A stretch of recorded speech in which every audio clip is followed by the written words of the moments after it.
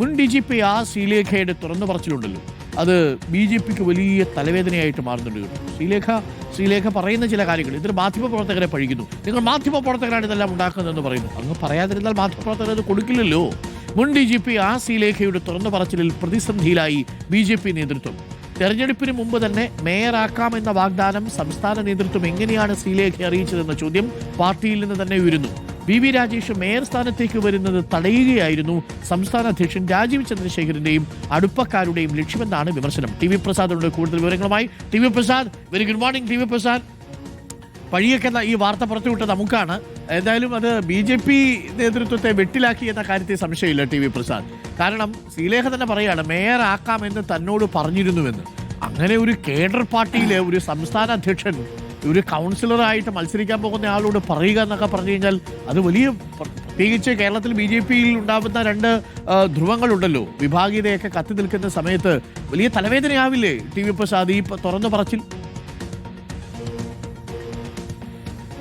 Good morning Arun, good morning. ഉറപ്പായും BJP സംസ്ഥാന നേതൃത്വത്തിൽ വലിയ പ്രതിസന്ധിയാണ് ഇത് ഉണ്ടാക്കിയതെന്ന കാര്യം ഉറപ്പാണ്. അതായത് ഇതിലുള്ളൊരു പ്രശ്നം എന്ന് പറയുന്നത് അരുൺ, നമ്മൾ നേരത്തെ തന്നെ ചർച്ച ചെയ്തതാണ്.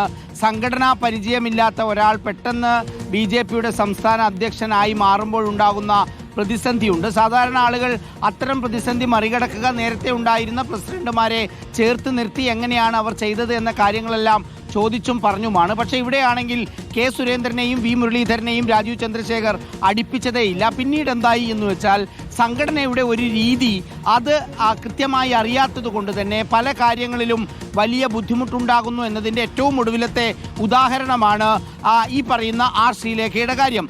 ആർ ശ്രീലേഖയെ കോർപ്പറേഷൻ സ്ഥാനത്തെ കോർപ്പറേഷനിൽ മത്സരിക്കുന്ന സമയത്ത് രാജീവ് ചന്ദ്രശേഖർ അവരോട് മേയറാക്കാം എന്ന് പറഞ്ഞു എന്നുള്ളതാണ്. അങ്ങനെ മേയറാക്കാം എന്ന് രാജീവ് ചന്ദ്രശേഖർ പറഞ്ഞിട്ടും എന്തുകൊണ്ടാണ് ആർ ശ്രീലേഖയെ മേയറാക്കാൻ കഴിയാതിരുന്നത് എന്നുള്ളിടത്താണ് രാജീവ് ചന്ദ്രശേഖറിന്റെ സംഘടനാപരമായ പരിചയമില്ലായ്മ വലിയ പ്രശ്നമായി മാറുന്നത്. അങ്ങനെ ഒരു ഉറപ്പ് രാജീവ് ചന്ദ്രശേഖർ ശ്രീലേഖയ്ക്ക് കൊടുക്കണമെങ്കിൽ അത് പാർട്ടി സംസ്ഥാന നേതൃത്വവുമായി ആലോചിച്ചിട്ടായിരിക്കണം. പാർട്ടി ഒരു തീരുമാനമെടുക്കണം. അങ്ങനെയില്ലാതെ ഒരു വാഗ്ദാനം ആ ശ്രീലേഖയ്ക്ക് കൊടുക്കുകയും ശ്രീലേഖയെ പറ്റിക്കുകയുമായിരുന്നു BJPയുടെ സംസ്ഥാന നേതൃത്വം. അവരത് തുറന്ന് പറയുകയാണ്. സാധാരണഗതിയിൽ അരുൺ, ഇത്തരം ഒരു വിവാദം വന്നു കഴിഞ്ഞാൽ യൂട്യൂബിലാണ് ആദ്യം ഇക്കാര്യം പറഞ്ഞത്. അത് നമ്മളെല്ലാം വാർത്തയാക്കി. അതിന് പിന്നാലെ വിശദീകരിക്കുന്ന സമയത്ത് എനിക്ക് സംതൃപ്തിക്ക് കുറവൊന്നുമില്ല എന്നുള്ളതാണ്, താൻ തൃപ്തയാണ് എന്ന് പറഞ്ഞതല്ലാതെ അരുൺ ആ മേയറാക്കാം എന്ന കാര്യം അത് നിഷേധിക്കുന്നില്ല. അങ്ങനെ പറഞ്ഞിരുന്നു എന്ന് തന്നെയാണ് പിന്നീടും പറയുന്നത്.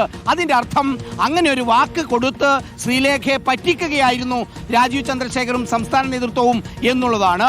അതേപോലെ തന്നെയാണ് കഴിഞ്ഞ ദിവസം നമ്മൾ കണ്ടത്. നേമത്ത് പതിവില്ലാത്ത രീതിയിൽ ഞാനാണ് സ്ഥാനാർത്ഥി എന്ന് രാജീവ് ചന്ദ്രശേഖർ പ്രഖ്യാപിക്കുന്ന ഒരു സ്ഥിതിയുണ്ടായി. ചുരുക്കത്തിൽ ഇത് സംസ്ഥാന നേതൃത്വത്തിൽ വലിയ പ്രതിസന്ധി ഉണ്ടാക്കിയിട്ടുണ്ട്.